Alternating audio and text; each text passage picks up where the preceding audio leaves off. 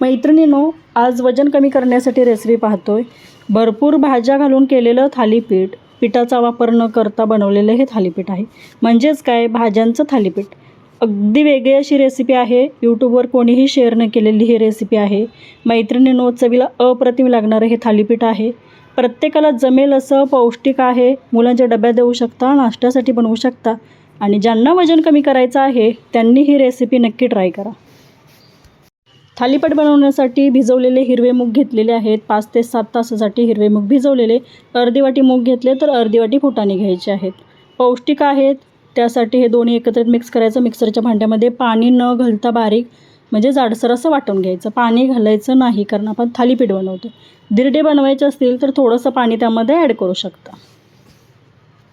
जाडसरच वाटून घेतलेलं आहे, कारण थालीपीठ बनवायचं असेल तर हे असं जाडसर वाटण चालेल। आणि त्यामध्ये आता चवीनुसार मीठ घालायचं, थोडंसं लाल तिखट घाला, हिरवी मिरची घाला। तिखट तुम्ही तुमच्या चवीनुसार घेऊ शकता। चवीनुसार त्यामध्ये मीठ घातलेलं आहे आणि जे तुम्हाला मसाले आवडतात ते त्यामध्ये ॲड करू शकता। पनीर किसून घालू शकता। आज मी पनीर इथे वापरलेलं नाही। हिरवी मिरची वापरणार नव्हती म्हणून लाल तिखट घातलं। 1 चमचा लाल तिखट पुरेसं आहे। यामध्ये साधारणतः 5 ते 7 थालीपीठ सहजरित्या आपण बनवू शकतो। आता ही जी आहे काकडी किसून घेतलेली आहे, टोमॅटो बारीक कट करून घेतलेला आहे, कांदा आहे, कोथिंबीर आहे बघा, आणि थोडासा गाजर आणि भरपूर असा पालक। त्यामध्ये साधारणतः 1 वाटी पालक घातलं आहे बघा। पालक पण छान असा बारीक चिरून घातलेला आहे। आणखी काही जर भाज्या त्यामध्ये तुम्हाला आवडत असतील तर त्या ॲड करू शकता, किंवा थोडंसं पनीर किसून घाला तरी चालेल। खूप छान असं चविष्ट असं हे जे बनवतोय ना आपण थालीपीठ, ते चवीला पण छान लागतं, पौष्टिक आहे, हाय प्रोटीन आहे आणि पिठाचा इथे वापर कमी प्रमाणात आहे। अगदी बाइंडिंगसाठी 2 चमचे पीठ वापरलेलं आहे, तेही थंडीचे दिवस चालू आहेत म्हणून बाजरीचं पीठ वापरायचं आहे। नाही वापरलं तरी चालेल, कारण फुटाण्यामुळे थोडंसं बाइंडिंग येतंच। परंतु जर वाटलं की तुम्हाला थालीपीठ थापायला जमत नाहीत किंवा तुटतील, तर गरज वाटली तर 1 ते 2 चमचा बाजरीचं पीठ त्यामध्ये ॲड करू शकता। हे बघा, 2 चमचा बाजरीचं पीठ वापरलेलं आहे। अगदी कमी प्रमाणात असं वापरलेलं आहे। डाएट रेसिपी आहे म्हणून कमी प्रमाणात वापरलेलं आहे। तुम्हाला हेल्दी जर काही असं बनवायचं असेल, मुलांच्या डब्यात द्यायचं असेल, तर आणखी थोडंसं ॲड करू शकता। आता भरपूर प्रमाणात त्यामध्ये दही घालायचं आहे। साधारणतः अर्धी वाटी त्यामध्ये दही घालते। दह्यामुळे टेस्ट खूप छान अशी येते आणि दह्यामुळे चव छान येते, पौष्टिक आहे।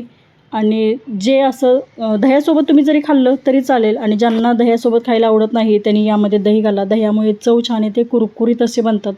त्यामुळे अर्धी वाटी दही त्यामध्ये ॲड करायचंच। आता छान असं मिक्स करून घेते। चमच्याने एकत्रित असं मिक्स होत नव्हतं, पुन्हा मी हाताने त्याचा छान असा एकजीव करून घेतलेला आहे बघा।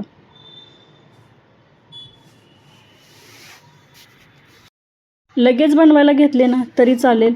तुम्ही एखादा सुती कपडा घेऊन त्यावरती थालीपीठ थापू शकता, किंवा त्यांना तशा प्रकारे थापता येत नाही त्यांनी अशा पद्धतीने पॅनमध्ये तेल घालायचं आहे। तेलाचं प्रमाण थोडंच आहे बघा, थोडंसं तेल घातलं। नॉनस्टिक पॅन आहे, नाही घातलं तरी चालेल, परंतु मी थोड्या प्रमाणात त्यामध्ये तेल घातलं। आणि थंडीचे दिवस आहेत म्हणून भरपूर असे तीळ घातलेले आहेत बघा।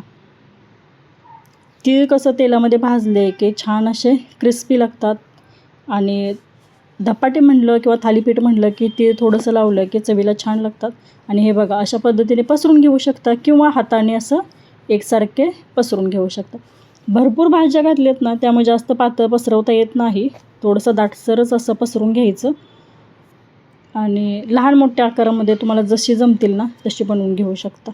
झाकण ठेवायचं, 2 मिनटासाठी वाफ द्यायची। मिडियम फ्लेमवरती छान असं वाफवून घ्यायचं। दिसायला सुरेख दिसावं आणि तितकं चवीला अप्रतिम लागावं म्हणून थोडंसं वरून तीळ सोडलेले आहेत आणि थोडंसं तेल, आणि झाकण ठेवते।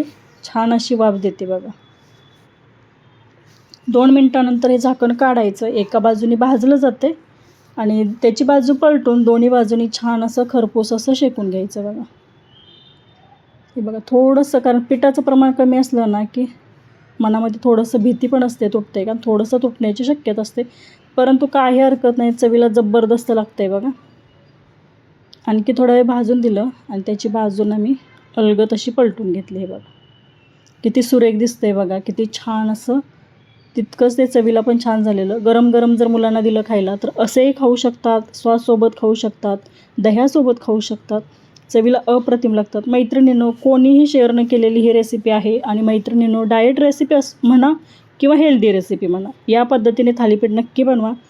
वजन कमी करायचं आहे ना त्यांनी तर ही पौष्टिक अशी रेसिपी नक्की ट्राय करून बघा. आणि तुम्ही बनवल्यानंतर ना मला कमेंट करून नक्की सांगा की चवीला अप्रतिम लागणारे असे थालीपीठ ही रेसिपी कशी वाटली.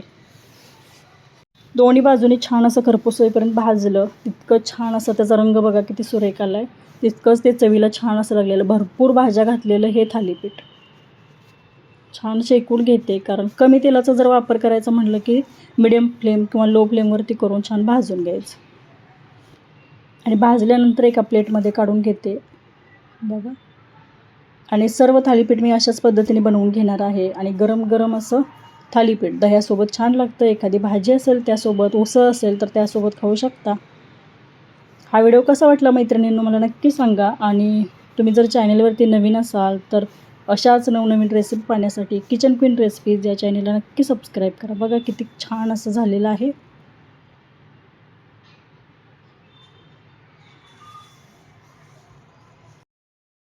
तुम्ही कधी अशा पद्धतीने थालीपीठ बनवलं आहे का मला नक्की सांगा. आणि बनवलं नसेल तर नक्की बनवा. हे बघा